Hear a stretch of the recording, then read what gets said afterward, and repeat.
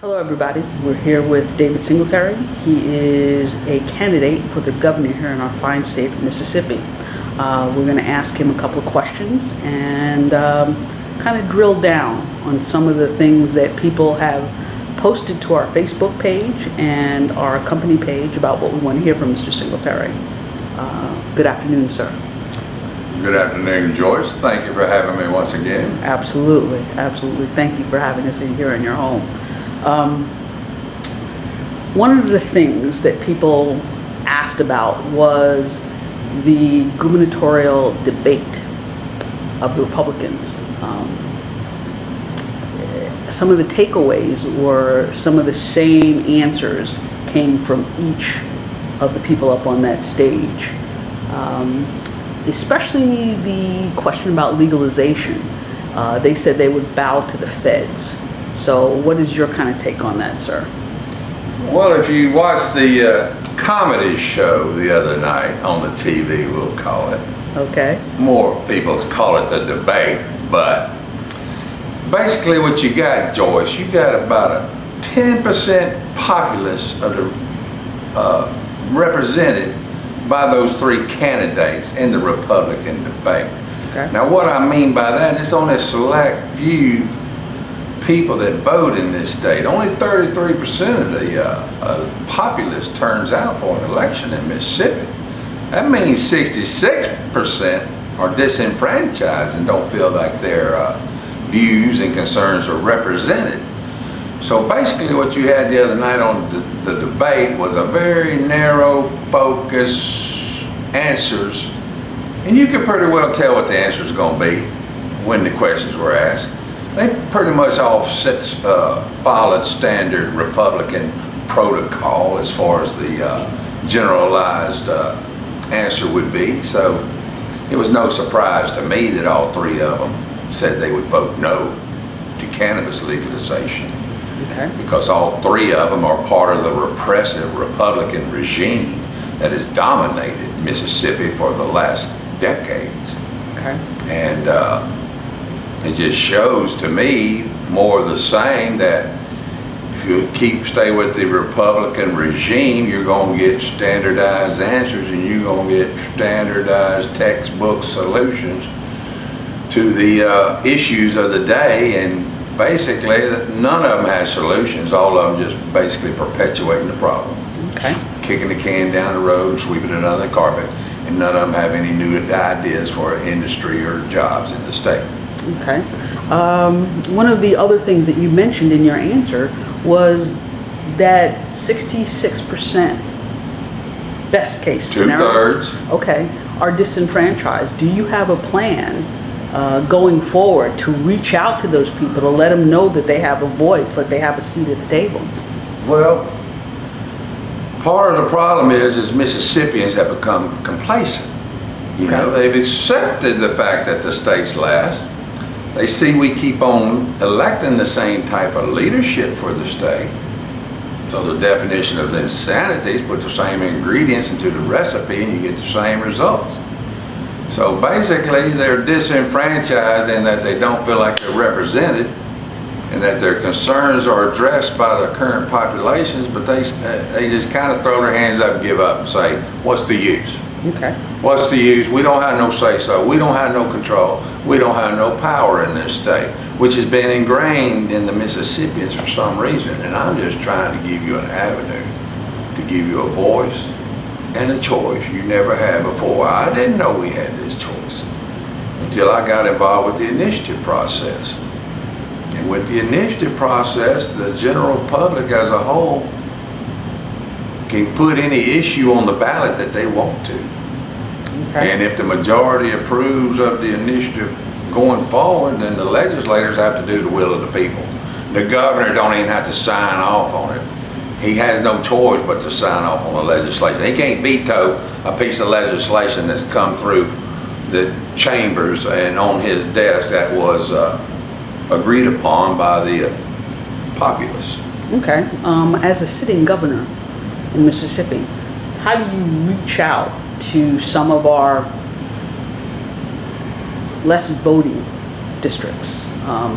There's a big voting problem in the Delta. There's a big voting problem where people don't vote in Jackson. I mean, the seat. Well, two issues I'm confronting are going to be prison reform. Okay. And the blighted areas of the Delta, as you just alluded to. I mean, because you go into the Delta and other parts of the state are doing great, but the Delta is still blighted and needs the jobs and needs the agriculture that cannabis will bring to reinvest into their cities and downtown areas to make them a viable tourist attraction to draw visitors to their city. And as far as jail reform, well, I'm the candidate to vote for because I'm going to expunge your cannabis possession charges. I'm going to expunge your intent to distribute charges on your cannabis offenses. So, and I'm going to offer the inner city children more disadvantaged than others. You know, I'm going to offer them a leg up and opportunities and pursue careers that they can build a future with. Okay, well, kind of piggybacking on that, one of the questions that we got from our Facebook page was about hemp, okay? Have you looked into hemp production versus cotton, hemp production versus tobacco? And what they're looking for is hemp better soil-wise? Is hemp better water use-wise? Is hemp better growth season-wise? Those three topics. And the price point for the farmer or the grower for hemp versus tobacco or cotton. Have you looked at that? I haven't looked at the price point, not familiar with it, but hemp takes about half the land that cotton does, and thus reduces your fertilizer and your water consumption. Hemp helps stop soil erosion, and hemp helps purify the air also. In every plant comparison, as far as cotton, soybean, corn, timber, you know, hemp can work for any and all of those and take the place of those plants. You know, we have the trade embargo with China going on, the trade war, so that's just about devastated the Mississippi soybean. The farmers don't even know if they're going to plant soybeans or not because they don't know what they're going to get paid for. Right. So it will offer another crop rotation to the Delta and to the farmers. You make everything out of it. And as far as it compares to cotton and as far as timber, it only takes 1 year to grow a hemp plant. It takes 40 years to grow a tree. Okay.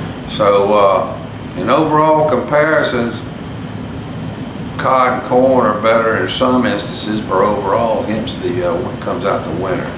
Okay. The only downfall to hemp, they said, would be so much humidity here in Mississippi. Okay. And the plant doesn't seem to like humidity as much as we have down here. So they're projecting that. Okay. Last view or last take on the medical cannabis initiative is that they do in fact have enough signatures to put it on the ballot presently. That's at last. But as we know, all those signatures have to be verified and loved upon by, that pretty lady with the pen. Right. So we'll see. Well, they've had a lot of money and a lot of support behind the BI 65 initiative, medical initiative, and have been well organized. So it would not surprise me if they do obtain the signatures. But at the same time, you got to get an equal amount of signatures from each district. Oh, wow. And therein lies the problem. Okay. District 4, Natchez area, Macomb, Brookhaven has normally been a problem area. Now, if it was up to the Gulf Coast, cannabis already be legal in Mississippi. The Gulf Coast wants it legal, hand down. Problem is the rest of the conservative Christian Bible Belt that we're dealing up there and overcoming 80 years of lies that the government has been talking about for the past 80 years about calling cannabis the devil's lettuce and the evil weed, and if you smoke it, you're going to automatically become a heroin addict and a burden on society. Well, all those fallacies are false, and they're being proved false, and the American public needs to become educated on the subject. Okay. I'm kind of going to wrap it up, not take too much of your time, sir, and I do appreciate it. one of the things that Mississippi has done, or rather the governor has done late in his term, is he has appointed ambassadors for IT, for certain industries to kind of go out and kind of get more industry looking at Mississippi, relocation, education, and other things. Would that be something that you'd be interested in? Well, the governor is basically the spokesperson for the state. Right. You know, basically tries to set the tone, policy going forward. So, of course, going out and attracting new industry is one of the government's main priorities. Now, you do have Mississippi Development Authority, who the government works in conjunction with, and they are actually assigned the task of bringing in the new industry. But anytime I can go out and visit an industry, you know, I will, to tell them how bad and how much Mississippi wants it and needs the jobs and the revenue. And therein lies the problem, that we can't compete. Because we're a broke-ass state and we don't have many people. We got less than 3 million people population. So, therein, right now, you know, we attracted Nissan up in Madison County, Canton. Well, we thought they're going to be a great, wonderful employer. But what's happened to Nissan?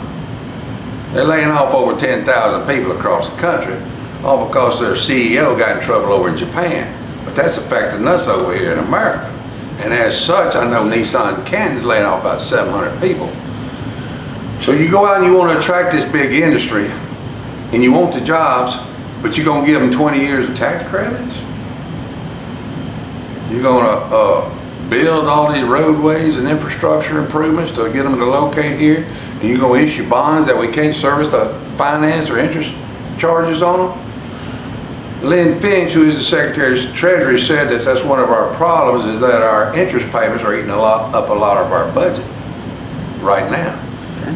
So you talk about wanting to go out and get these industries, and grant me, I'm going to go out hard at the Rust Belt, and we're going to attract some snowbirds down here from up north, because they want to get out of the cold and the snow. And we're going to go after them hard and heavy, but at the same time, you got to have the money to bring them here. You got to have the educate. Education is one of the sore spots in Mississippi, and one of the education is one of the reasons a manufacturer is going to locate in this state or not, if his employees can get educated and they can get a qualified workforce. Right. We got to have career training in place for that. Okay. So if we brought new industry, there's no guarantee we can issue the bond issue to prepare the infrastructure improvements that they're going to need to relocate here. And then once they get here, like Nissan, you can't predict the future. Nissan's laying off, and we thought they'd be a great, wonderful employer here in the state forever. So, I mean, when you got a brand new industry looking you in the face and don't need tax credits, it's a no-brainer for me. This is a broke-ass state. We need the revenue. We need the job. We put the revenue back into education. Okay. Final question. And infrastructure and road improvements and bridge repair. Okay. Final question. We've heard you talk about that industry. We've heard you talk about what it could do. And what I want to do is drill down right now is a number, a single number, Mr. Singletary. What are you looking at as far as revenue if you bring that industry to this state? I want you to look in this camera and tell Mississippians what kind of revenue you are expecting, sir, based on other states. If I base it on Colorado, they just put out a statement this past summer. They're up over $1 billion in tax revenue that has been generated from the addition of the cannabis industry into their state. Now, conservatively estimating, I would guesstimate $70 to $80 million the first year in revenue, tax revenue. And then, of course, it's going to take at least 10 years for the market to mature, to whereas it took Colorado 3 years to surpass $1 billion in tax revenue. It'd probably be the same with us, close to it. I know we don't have the population to Colorado, but elect me as governor, and I'll let tourists come in here and partake in the cannabis industry while they're here also. So we lost a major market. We let Illinois already go recreational. Illinois is only about 3 or 4 hour drive north of South Haven, you know. And I was counting on Chicago, Illinois being one of our major markets. But now it'd be Dallas and Atlanta, Houston, Jacksonville. Okay. And like I said, it's gonna take 10 years at least for the market to develop, even if it develops that soon. So I would guesstimate 70, 80, and after 3 years, we'll be up around $250 million in tax revenues where I'm looking at. And we'll have created over 30,000 jobs, and we will increase tourism over 50% in the state. And we will finally have some revenue in the budget to build up our rainy day fund, to reduce our interest rate charges on bond issues. And we'll finally, praise God, if the river don't rise, have enough money to fund education with, because education's been underfunded for the last decade. It's only been funded completely 2 out of the last 10 years, if that. Okay. Well, Mr. Singletary, I thank you, and I hope that you will grant us another couple of interviews before the election, and certainly before the primary. I thank you for your time, and have a blessed day. Is there anything you'd like to say ending? A vote for Singletary is a vote for progress. It's a vote for your children's future. You're just going to get more of the same with the repressive Republican regime that dictates the affairs of this state. Now it's time to move Mississippi forward. I am no career politician. I don't care about re-election. I only care about pushing issues forward that concern you and your livelihood and your well-being for the state of Mississippi. In God we trust.